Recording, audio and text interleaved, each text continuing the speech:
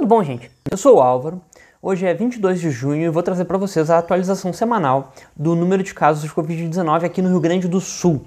Então, primeiro, começando com a curva da semana passada, ela estava registrando aqui 14.661 casos no dia 14, eu quero fazer uma análise da represagem. Hoje, no mesmo período, a gente já estava registrando 17.267 casos, então a represagem essa semana foi acima da média, foi 2.600 casos, 18% a mais, e a represagem de 2 semanas, que ficava ali sempre entre 400 e 500 casos, chegou a 4%, se eu não me engano, está em 772 casos, ou 6%. Ou seja, essa semana agora teve uma represagem mais forte do que nas semanas anteriores e a gente tem que dar uma olhada nisso. Então essa daqui é a curva com os dados oficiais da Secretaria Estadual da Saúde, tirei eles do painel hoje de manhã, e está registrando aqui 19.348 casos. Então eu quero fazer um ajuste, mas eu não vou ajustar só com os números de Porto Alegre, eu vou fazer um ajuste utilizando diariamente metade da represagem que foi vista nesse período. Ou seja, se no último dia tinha 18% de represagem, eu estou adicionando 9% nesse dia e assim sucessivamente até a represagem ser insignificante, que é na faixa de 2 semanas, um pouquinho mais de 2 semanas, tá? Então a curva que eu vou trabalhar, ela tem esse ajuste que chega a 9% aqui nesse último dia, o que dá 21.068 casos. Então, isso daqui é uma represagem otimista, provavelmente vá subir um pouco, mas vamos tentar pecar para menos do que para mais, né? Vamos ver. Então aqui a gente tem os aumentos semanais. Aqui que a gente está vendo? A gente está vendo aqui nesses aumentos absolutos uma leve aceleração. A gente vê que não tem aquelas diferenças muito grandes de uma semana para outra, que nem nessas duas aqui teve. Por exemplo, saiu de 900 numa semana para 1.500 em uma semana. Isso daqui é um aumento de mais de 50% de uma semana para outra. Nessas todas as outras semanas, o aumento está sendo bem pequeno. Aqui nem teve aumento, né? De 2.700, continuou 2.700, depois 3.000, 3.100, 3.300, mas só que está acelerando, mas está acelerando lentamente o número de novos casos. E o aumento relativo vem diminuindo também lentamente. A gente sabe que esse aumento relativo das últimas 2 semanas vai ser um pouquinho maior. Provavelmente esse fique na casa dos 24%, esse daqui na casa dos 22%, 23%, mas ele também está diminuindo. Quando esse aumento relativo baixar da casa de 20% e principalmente da casa de 10%, aí sim a gente vai estar chegando no pico da pandemia, pelo menos é o que eu acho. Então a gente está aqui num período de semi-platô, um avanço bem lento, mas ainda está avançando a pandemia. E a gente pode dar uma olhada nos casos recuperados, já tem mais de 15 mil pessoas recuperadas, é uma boa proporção, então a gente está vendo aqui demorando um pouco mais do que uma semana, né, para todos se recuperarem, é uma média razoável. Em geral, a gente vê a média nacional aí 9, 10 dias para se recuperarem, aqui está um pouquinho mais, até acho mais realista demorar um pouquinho mais para entrar no sistema e se recuperar. E a gente pode dar uma olhada nos casos ativos. Essa semana a gente subiu um pouquinho desse patamar de 4.000 que eu vinha falando nas últimas semanas que a gente estava. A gente chegou aí perto de 5.000 casos, teve dias que a gente passou de 5.000 casos ativos, mas a gente está aqui entre 4 e 6.000 casos ativos. Eu acredito que esse daqui seja o novo patamar dos casos ativos, que vem subindo também devagarinho, não vem subindo muito, tá? E os óbitos, a gente está com 434 óbitos no Rio Grande do Sul, o que dá uma taxa de letalidade de 2,1%.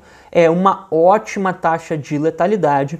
Significa que o Estado está fazendo testes, que o Estado está com um sistema de saúde que ainda está dando conta de atender corretamente todos os pacientes. E aqui tem uma boa notícia, que nessa semana a gente teve menos óbitos do que na semana anterior. A gente vinha aqui com um leve aumento depois de um período aqui mais ou menos na mesma faixa, 44, 47, 45, aí 57, 71, aqui foi uma aceleração razoável e agora voltou para 63. Então, talvez a gente esteja em um período mais de estabilização no número de óbitos, tomara que diminua o número de óbitos nas próximas semanas.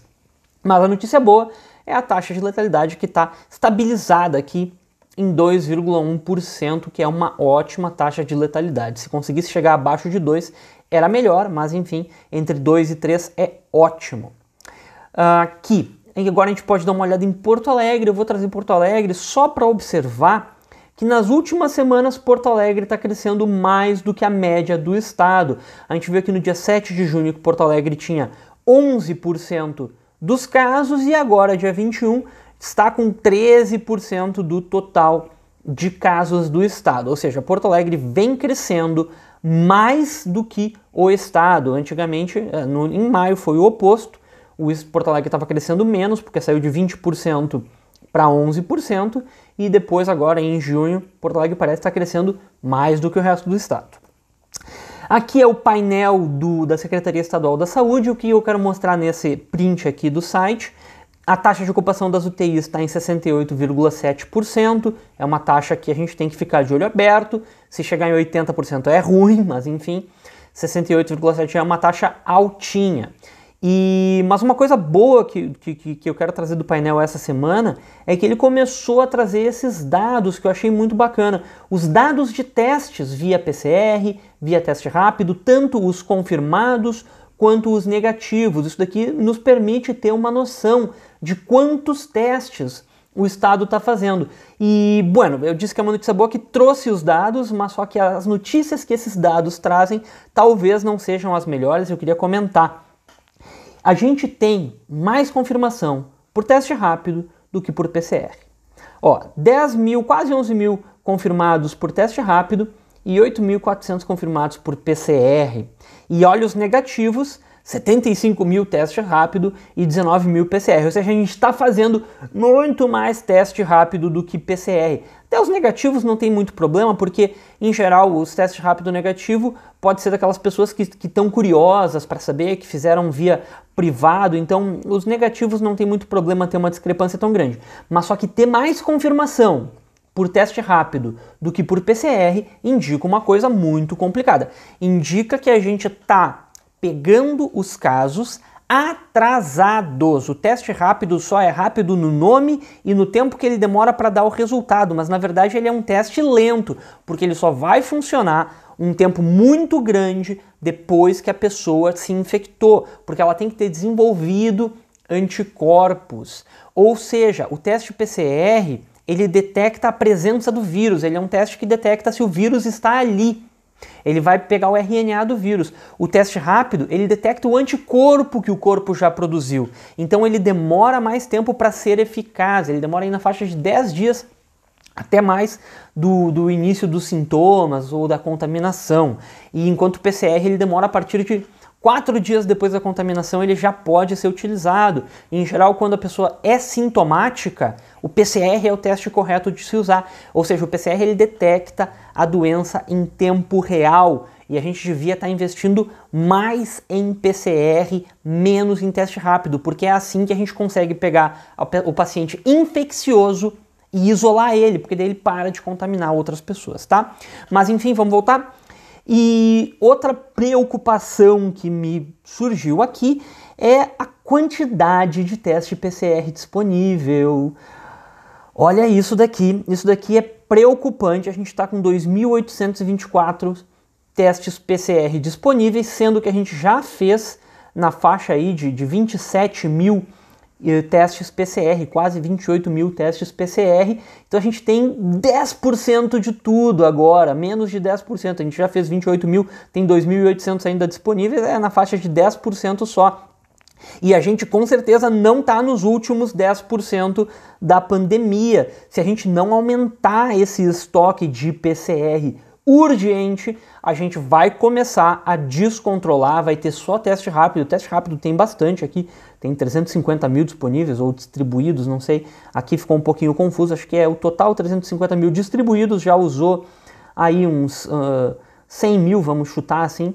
Então ainda tem bastante teste rápido, mas que nem eu já disse, o teste rápido ele vai pegar um negócio atrasado, a gente tem que focar no PCR. E eu dei uma olhada no portal de compras do estado, eu não achei nenhuma compra pendente de PCR. Isso realmente me preocupou, estou compartilhando aqui com vocês. Eu sei que é difícil conseguir teste PCR hoje em dia. Eu sei que é difícil conseguir teste PCR hoje em dia, eu entendo aí os gestores, mas tem que fazer um esforço, a concentração agora tem que ser nisso daqui. Comprar teste PCR, não dá para deixar isso acabar, não dá para deixar isso chegar perto de acabar, porque a pandemia está acelerando um pouco, mas está acelerando. E vamos lá, modelo de distanciamento controlado, nessa semana a gente viu 4 outras regiões recebendo bandeira vermelha, e até me chamou a atenção que a R03 e essa região aqui da Serra, região de Uruguaiana e a região de Caxias, não estão vermelhas, porque elas estavam vermelhas na semana passada, e pelo que eu tinha entendido, a bandeira vermelha ficava ativa por pelo menos 2 semanas.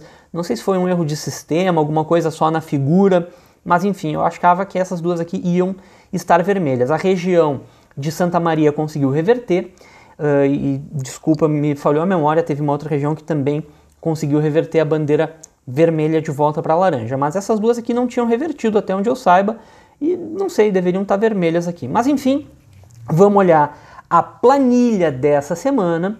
Então a gente já vê aqui 5 regiões com a bandeira vermelha, e o que eu quero chamar a atenção? Aqui está o resultado final. Nessa coluna é a bandeira final de uma região. Nessas outras colunas a gente tem as bandeiras de cada quesito. E de novo, o estado, os 2 quesitos estaduais continuaram, ó, bandeira laranja para todo mundo nesse quesito, bandeira amarela para todo mundo nesse quesito, né? Isso daqui vai puxar a nota de todo mundo um pouquinho mais para baixo. E aqui nessa coluna é que tem as médias que definem a bandeira. Média entre 0 e 0,5 da bandeira amarela, que nem foi o caso aqui de Bagé. Depois deixa eu dar um zoom aqui, ó. Que nem o caso aqui de Bagé, ó, 0,46 ficou com bandeira amarela. Bandeira laranja é entre 0,5 e 1,5. É o caso aqui, por exemplo, de Cruz Alta, ficou com 1,01, ganhou bandeira laranja. Mas só que aqui, olha só, Santa Rosa, a média deu 0,59 e ficou com bandeira amarela. Por que isso? Porque tem poucas hospitalizações. Tem esse quesito de diminuição de bandeira. Se tiver só 3 hospitalizações nos últimos 14 dias, a bandeira se reduz. Aconteceu a mesma coisa aqui em Taquara. Mas eu quero comentar essa região metropolitana inteira aqui, porque das 5 micro-regiões, né, dessa macro-região, 4 ficaram com bandeira vermelha. Vamos dar uma olhada aqui. Ó, Capão da Canoa, Novo Hamburgo, Canoas, Porto Alegre e Santo Ângelo não. Capão da Canoa, Novo Hamburgo, Canoas e Porto Alegre ficaram com a bandeira vermelha, porque aumentou muito as internações nessa macro-região. Diminuiu muito os leitos de UTI. Olha só, a gente tem só 1,73 leitos de UTI nessa região para cada paciente Covid, ou seja, se duplicar o número de pacientes Covid, acabou as UTIs.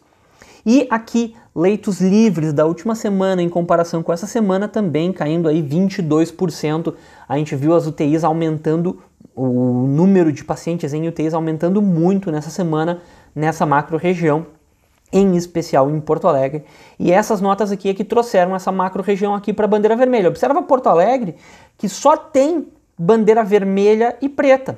Todos os quesitos de Porto Alegre estão ruins, exceto o que todo mundo ganhou laranja e o que todo mundo ganhou amarelo. A mesma coisa aqui, Novo Hamburgo, Canoas, todos os quesitos vermelhos e pretos. Aqui, Capão da Canoa se salvou de só ter vermelho e preto porque ganhou uma bandeira laranja nesse quesito de hospitalizações confirmadas por Covid. E Taquara é aquela coisa, né? Tem várias bandeiras vermelhas e pretas, mas se salvou em algumas, ou em 2 outros quesitos que ganhou bandeira amarela, fora os estaduais. Bueno, pessoal, era mais ou menos isso que eu tinha para falar dessa semana aqui no Rio Grande do Sul. Me perguntaram na semana passada se essa represagem afetava as bandeiras individuais. Eu tenho a impressão que não, porque a represagem é muito nas confirmações e esse sistema leva muito em consideração as hospitalizações. Então, as hospitalizações, como elas já têm um atraso natural entre a entrada no sistema e uma hospitalização, e como é levado em conta também a síndrome respiratória aguda grave, que é como se fosse uma alcunha para quem ainda não confirmou Covid, ou para quem, de repente, não é Covid mesmo, né? Tá no sistema, então eu acredito que a nossa represagem não está alterando o modelo das bandeiras, mas só que está alterando a percepção que a gente tem. Por isso que eu estou sempre trazendo esse ajuste ali para que a gente tenha uma noção melhor da realidade, tá, pessoal? Então, acho que era isso. Muito obrigado e até a próxima.